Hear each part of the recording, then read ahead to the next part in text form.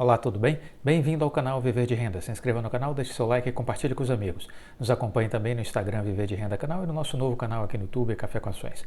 Bom, vamos começar. Esse é o último vídeo do nosso estudo de caso que estamos fazendo sobre a Oi hoje, no domingo. E vamos começar repercutindo duas notícias aqui que eu acho interessante a gente compartilhar aqui e refletir um pouco. Empresa de provedor de internet ligada ao tráfico de drogas é alvo no Rio de Janeiro. A firma paga valores semanais às lideranças do tráfico nessas comunidades para que outras empresas que prestam o mesmo serviço sejam impedidas de atuar. A Polícia Civil do Rio de Janeiro realizou na semana passada, na quinta-feira de 18, uma operação contra uma empresa de provedor de sinais de internet, telefonia e de TV, que estaria associada a facções criminosas. Agentes cumpriram 9 mandatos de busca e apreensão em endereços na Ilha do Governador, zona norte do Rio. As investigações mostram que a empresa tem clientes em comunidades ocupadas pela facção na capital do Rio de Janeiro e nos municípios de Niterói, Cabo Frio, na região dos Lagos e São João do Meriti, além da Baixada Fluminense. De acordo com a Polícia Civil, a empresa paga valores semanais às lideranças do tráfico nessas comunidades para que outras empresas que prestam o mesmo serviço sejam impedidas de atuar nesses locais, criando um monopólio que favorece o provedor associado ao crime organizado. Os traficantes expulsam das comunidades os técnicos de empresas de telefonia que tentam instalar redes que não sejam do provedor associado às facções, fazendo ameaças com armas de fogo. Os criminosos também vandalizam as redes instaladas, cortando cabos e atirando fogo em equipamentos. Impedem e ameaçam funcionários das concessionárias que tentam fazer os reparos. Foram identificadas ações dessa natureza nas comunidades de Morro dos Macacos, na Vila Isabel, Manuel Correia, Jardim Nautilus, em Cabo Frio, Vila Tiradentes, São João de Meriti, Jacaré, em Niterói e Dendê, na Ilha do Governador. Estima-se que a empresa tenha, somente nessas áreas, mais de 20 mil clientes, totalizando um faturamento bruto mensal de cerca de R$1 milhão. A ação deflagrada na quinta-feira passada buscou obter novos meios de prova que possibilitem a identificação de todos os envolvidos na organização criminosa investigada. Ainda sobre este assunto, saiu uma outra notícia falando também sobre isso. Quer dizer, a Polícia Civil do Rio fez operação contra o provedor de internet ligado ao tráfico de drogas.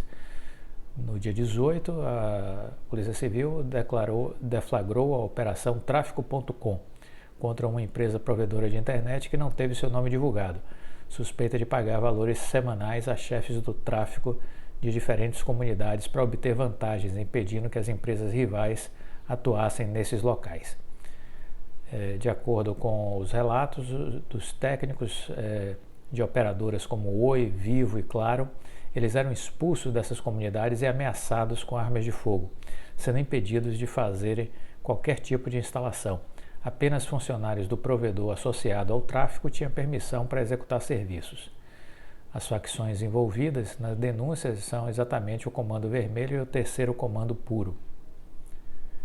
Recentemente, a Polícia Civil de São Paulo deflagrou uma operação batizada de Operação BRIC, que contou com o apoio da Secretaria de Operações Integradas do Ministério da Justiça e Segurança Pública para combater a pirataria de jogos de videogame no estado.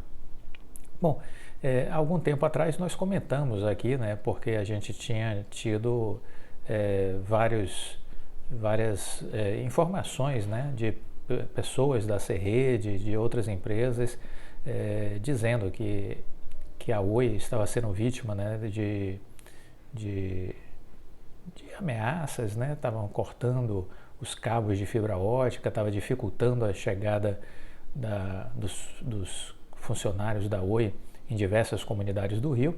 Falamos isso aqui, parece que a Polícia do Rio de Janeiro resolveu trabalhar, Isso é muito bom, porque a gente não pode ter as empresas cerceadas de seu acesso aos clientes, Isso é um negócio que não existe, É uma coisa realmente esdrúxula, que admitir que isso é uma coisa normal significa realmente a gente abdicar de qualquer noção de cidadania.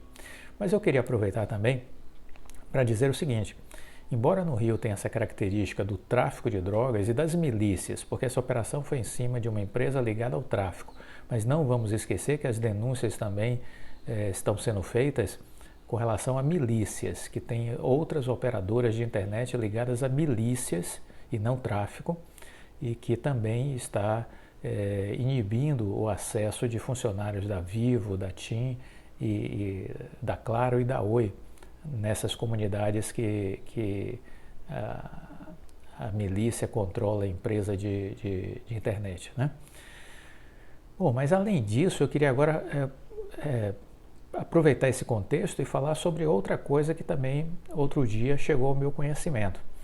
Eu recentemente coloquei fibra ótica aqui, a única empresa de fibra que chegou em minha residência é a da TIM por enquanto, a Oi ainda não chegou aqui na rua, e cerca de 2 semanas, 3 semanas depois que eu já tinha colocado a internet, a fibra ótica da TIM, o sinal caiu, né, e não conectava. E aí liguei imediatamente, a TIM se mobilizou, veio um técnico, e aí foram verificar e o problema não tinha nada a ver com o edifício onde eu moro, né? O problema estava na rua.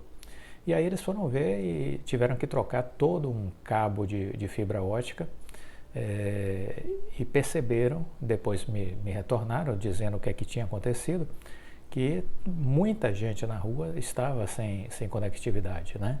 E aí eles foram perceber que o cabo tinha sido cortado. E aí o técnico da TIM, o supervisor da TIM que veio conversar comigo, ele disse, olha, isso está sendo muito comum em vários bairros de Salvador. Pequenos provedores incomodados com o crescimento das empresas, das grandes empresas de fibra ótica, né? Pequenos provedores, pequenas empresas que atuam nesse setor, eles mesmos estão vandalizando, cortando os cabos de fibra ótica de empresas como TIM, como Oi, como Vivo, né? Então foi um supervisor da TIM que me falou isso. Ele disse, isso está acontecendo muito aqui em alguns bairros de Salvador e a gente tem conversado e há outras situações em outros estados também acontecendo isso.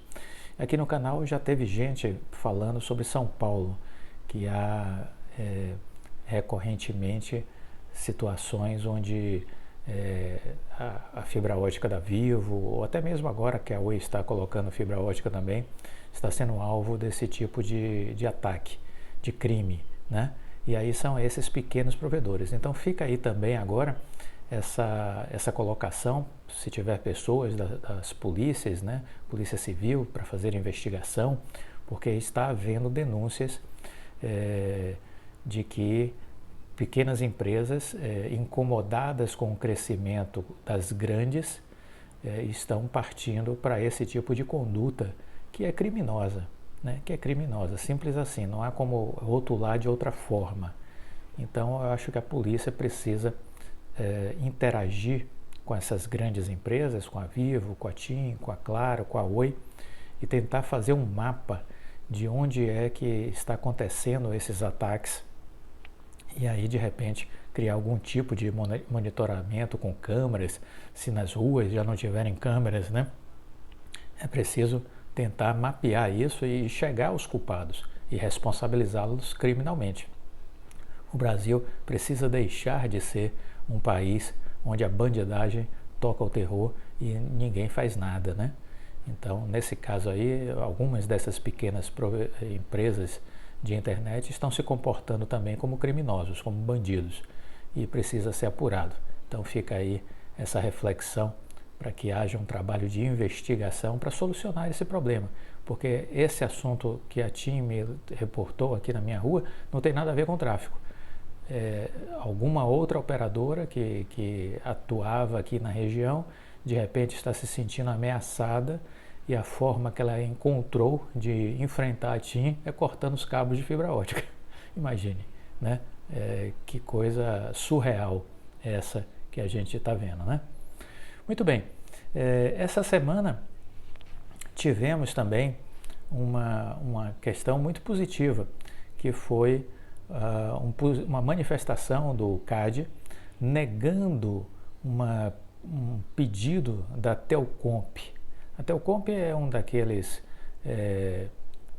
terceiros que estão aí tentando criar embaraços com relação à venda do imóvel, né? Você tem a Algar, você tem a ANEEL, a Telcomp, são algumas desses terceiros que estão aí incomodados com a venda do imóvel para TIM, Vivo e Claro, e toda hora estão entrando com petições no CAD. E agora o CAD se manifestou sobre um pedido que a Telcomp tinha feito, e eu gostaria de comentar isso com vocês. O conselheiro Luiz Henrique Braido, responsável pelo voto da operação de compra da Oi Imóvel pelas 3 grandes operadoras, Claro, Vivo e TIM, no CAD, negou o pleito da Telcomp para ter acesso a informações mais detalhadas sobre o acordo firmado entre as partes. Para o relator, não se sustenta o argumento da entidade o fato que a Superintendência Geral do CAD, ao dar seu parecer favorável à operação, não disponibilizou acesso a todos os documentos do processo. Para o relator, no entanto, os documentos tornados públicos explicitam quais são os remédios propostos para o negócio. A Telcomp foi aceita como uma terceira interessada no processo. A Superintendência Geral do Conselho Administrativo de Defesa Econômica recomendou a aprovação da compra dos ativos da telefonia móvel do Grupo Oi pelas operadoras TIM, Claro e Vivo, com a adoção de remédios negociados entre as empresas que mitiguem os riscos concorrenciais. E justamente ao propor esses remédios, que são as condicionantes para que o processo possa ser aprovado, o CAD, a Superintendência Geral do CAD, firmou já, inclusive, um acordo com essas operadoras, onde todos assinam concordando com os termos desse acordo. E agora isso seguiu já para o tribunal, para que o tribunal do CAD se manifeste sobre esse assunto quando este assunto entrar em pauta, né? Tivemos uma reunião ordinária agora programada para este mês e a próxima é em dezembro. A expectativa é que isso vá à pauta de dezembro, né? Que isso entre na votação do tribunal do CAD em dezembro. Mas, então, essa foi uma manifestação do conselheiro do CAD e no entendimento, vale recordar aí que o entendimento da Superintendência Geral, as condicionantes têm o objetivo de gerar condições para uma eventual entrada de concorrentes no setor. A Superintendência entende que a medida poderá propiciar esses efeitos, incentivo para que as compradoras rivalizem no mercado de atacado, que possa ser permitida a entrada de um novo operador de rede neutra e a probabilidade de entradas no mercado de serviço móvel pessoal no varejo. O acordo, portanto, vai possibilitar também a oferta de produtos em atacado para empresas que explorem diferentes modelos de negócio. Além disso, o acordo prevê um trust para monitorar as obrigações assumidas e mediar eventuais conflitos. Para a Superintendência do CAD, não foi verificada a necessidade de adoção de medidas estruturais que previssem alteração na distribuição da base de clientes e desinvestimento de ativos. O que foi além até, essa conclusão do CAD foi além até da minha expectativa. Eu achava que talvez o CAD se manifestasse em relação à venda de algum ativo e isso não ocorreu, né? Os entendimentos já firmados descartam essa questão. Então o negócio segue agora, está indo para o tribunal, para que o tribunal se manifeste a partir desse estudo e desse acordo já celebrado entre a Superintendência Geral do CAD e a Vivo, TIM e Claro. E ao rejeitar os recursos, as solicitações da Telcomp, entendo que o conselheiro do CAD, o Luiz Henrique Braido, está aí, vamos dizer assim, limpando o terreno para que o assunto possa fluir agora no mês de dezembro para a votação do tribunal. Essa é a nossa expectativa. Ainda sobre esse assunto, saiu uma matéria na Teletime dizendo que o CAD nega pedido de Telcomp sobre detalhamento de remédios. O CAD rejeitou um pedido da Telcomp que pleiteava a divulgação do acordo em controle de concentrações firmado entre o CAD e a Claro, TIM e Vivo. O parecer com a negativa foi despachado na quinta-feira, 18, pelo conselheiro do processo, Luiz Henrique Bertolino Braido. Esse pedido da Associação de Provedores Regionais da Telcomp tinha sido protocolado no último dia 12. Segundo Braido, o parecer da Superintendência Geral do CAD, que recomendou a aprovação da transação mediante acordo, já apresentou as explicações que possibilitam ao terceiro interessado, no caso a Telcomp, o conhecimento dos remédios propostos e suas justificativas. Portanto, não há nada mais que se faça necessário além do que já foi disponibilizado de informação. Foi a conclusão do conselheiro do CAD. Ele ainda notou que a proposta do acordo poderá ou não ser utilizada como critério de decisão do Tribunal do CAD. Uma versão final do acordo deverá ser apresentada em até 108 horas antes da sessão do julgamento e, caso aprovada, poderá ter acesso liberado pelo CAD dentro da legislação vigente, né? Então, temos aí esse encaminhamento e a nossa expectativa é que agora, na última reunião de dezembro, esse assunto vá à pauta. É o que a gente está esperando, certo? Essa expectativa também, que a gente está destacando aqui, também é a expectativa do CEO da TIM. Destacamos isso mais cedo, né, num vídeo onde destacamos uma entrevista que ele deu ao canal Neofeed, e ele destacou exatamente isso. Aproveitou para falar sobre o leilão do 5G, o Pietro Labriola, e sobre a venda da Oi Móvel, né? Então ele pontuou isso aí. Tivemos 11 operadoras regionais participando do leilão. Essa é uma demonstração de que para crescer não precisa colocar remédio na compra da Oi, disse Labriola. Hoje a gente entende que o processo está evoluindo bem e que é preciso aguardar, mas estamos esperançosos de que tudo seja resolvido ainda no mês de dezembro. O repórter sobre esse assunto, né, questionou especificamente sobre a venda da Oi Móvel, né? Ele disse, olha, tem um aspecto muito positivo. Havia um assunto que era importante colocar mais remédios na compra da Oi, porque as outras operadoras não tinham oportunidade de competir. Tivemos 11 operadoras regionais participando do leilão, então isso é uma demonstração de que para crescer não precisa colocar remédio na compra da Oi. Para crescer, esse negócio para crescer, esse é um negócio que precisa de recursos financeiros, isso sim.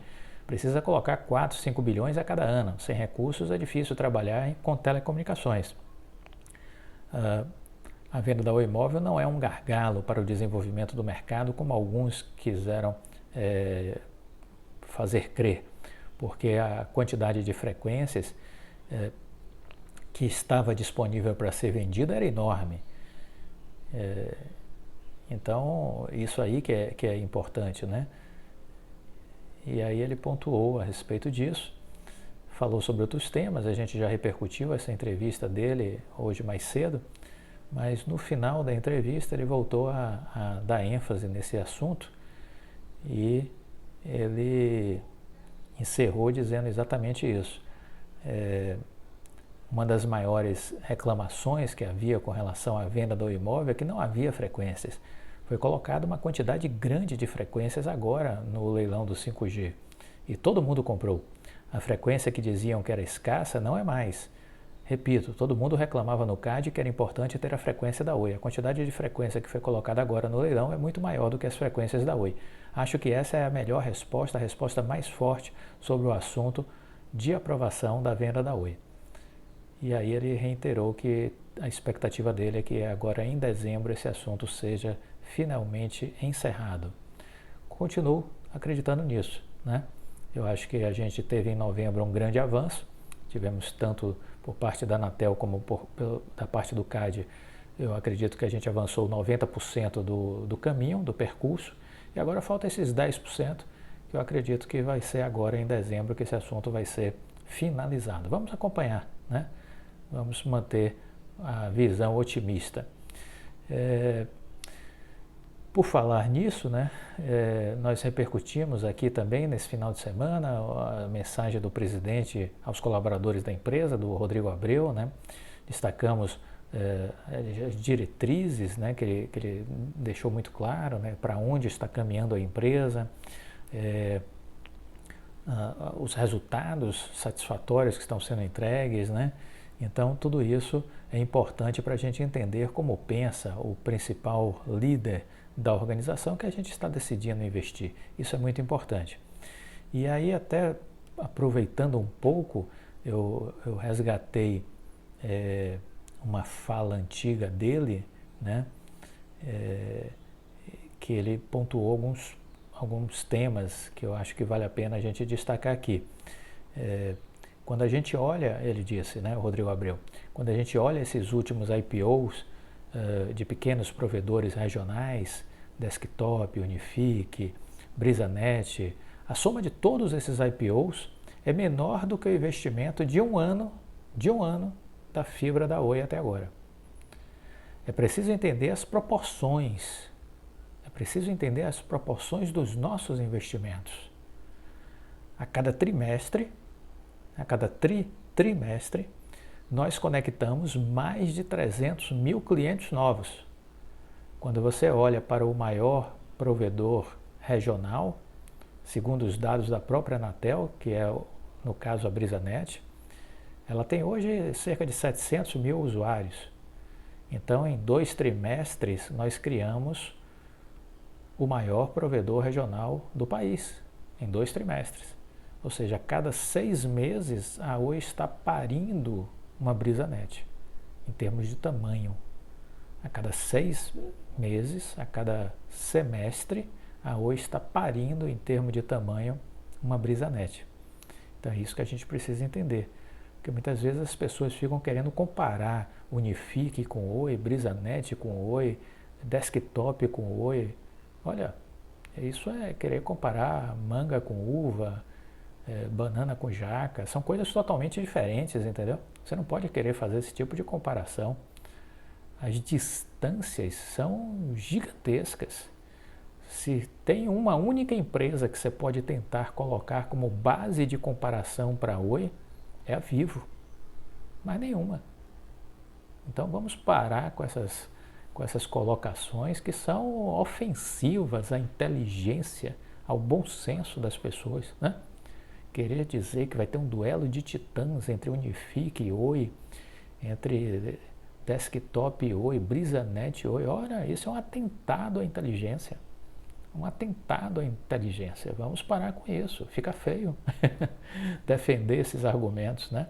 A única empresa que a gente pode começar a observar para onde está indo e as suas estratégias e como ela está se organizando para ir para um embate com a Oi é a Vivo, é a única, né?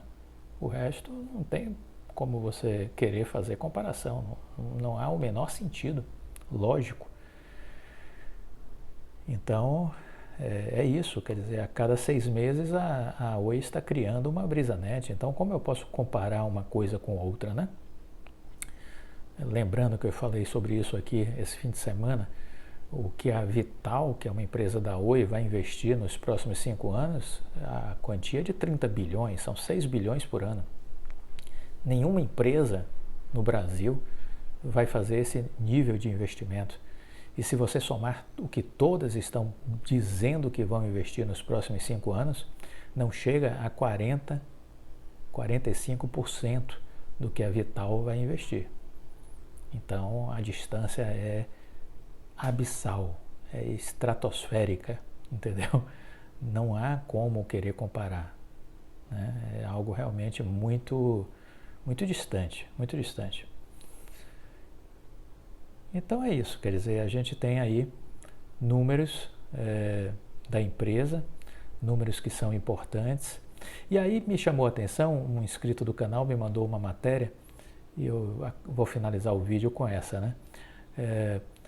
Uma matéria que saiu na Money Times dizendo que os analistas do Santander recomendam que as pessoas prefiram Vivo ou TIM, porque a Oi vai subir apenas 25%. Esse é o estudo do Santander, né? Vamos ler aqui o que saiu nessa matéria.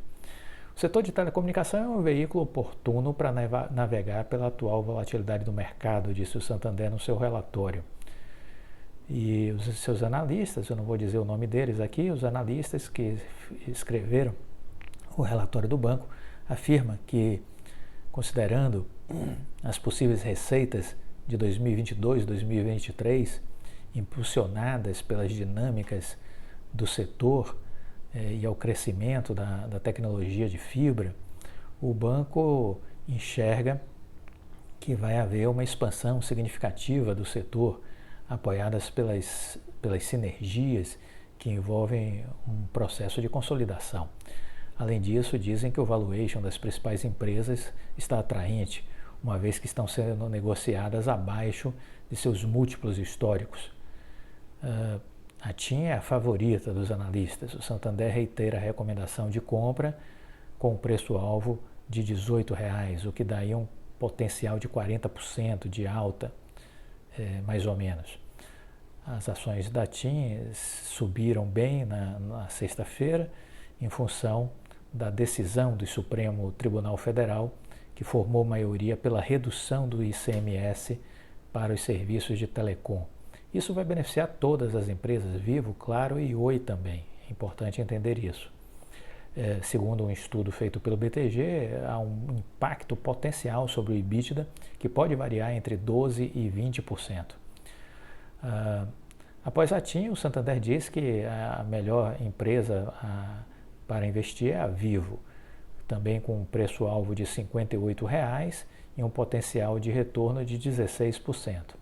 Já o caso da Oi fica na lanterninha do ranking dos analistas, apesar de propor um preço-alvo de R$ 1,10 para o papel, o que embute uma alta de 25%.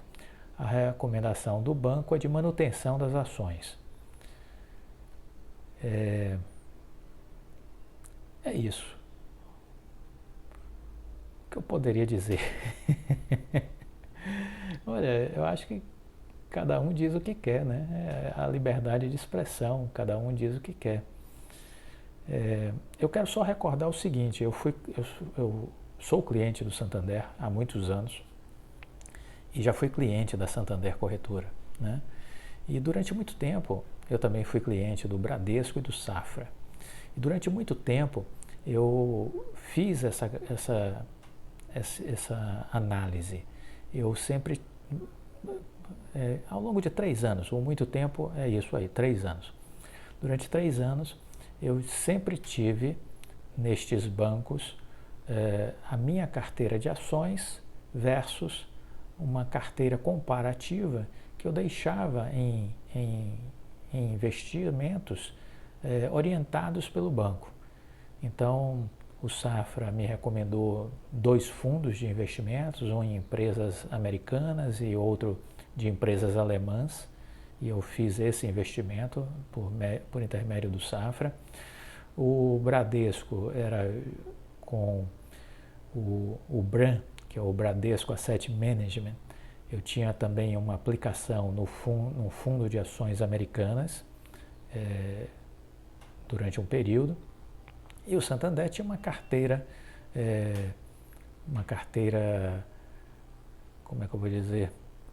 Era a carteira recomendada, né? A carteira recomendada do Santander. E, em paralelo, eu tinha a minha carteira de ações, que eu ia montando e ia vendo e sempre comparando ao final do ano como foi que se saíram os investimentos que eu confiei ao Bradesco Asset Management, ao Safra e ao Santander, versus o meu retorno quando eu não segui ninguém e segui apenas as minhas convicções. Nestes 3 anos que eu fiz esse teste, o resultado foi sempre eu vencendo os bancos. Ou seja, as minhas escolhas me levaram a uma rentabilidade maior do que os fundos de investimento do Safra, do que o fundo de investimento do BRAM, do Bradesco Asset Management, e do que a carteira recomendada do Santander.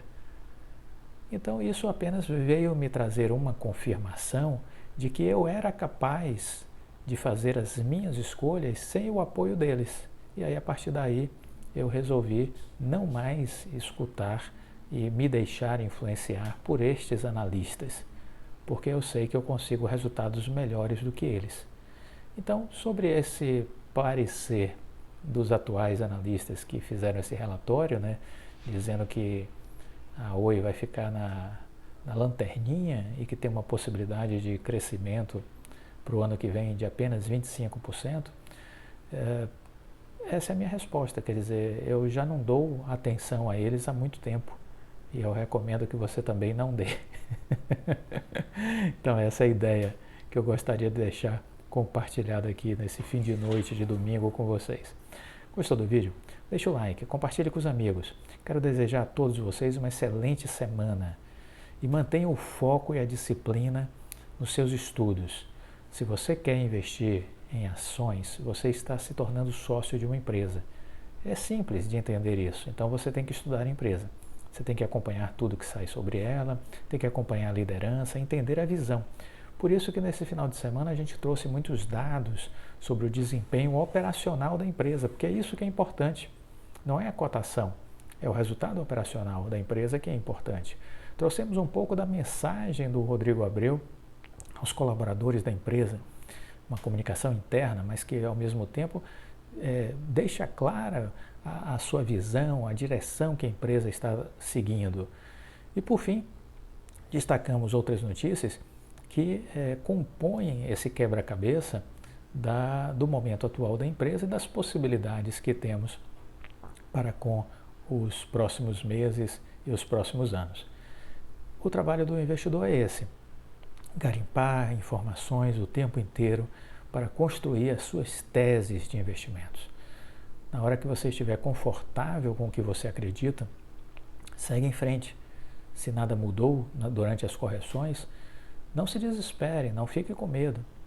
Mantenha-se firme, porque as correções são normais na Bolsa de Valores, por isso que a renda é variável, né? Mas o fundamental é olhar a empresa. Se a empresa continua lhe deixando tranquilo, segue o fluxo, segue o processo do investimento, porque estamos investindo para o longo prazo. E aí, no longo prazo, o valor vai prevalecer, o preço vai procurar o valor.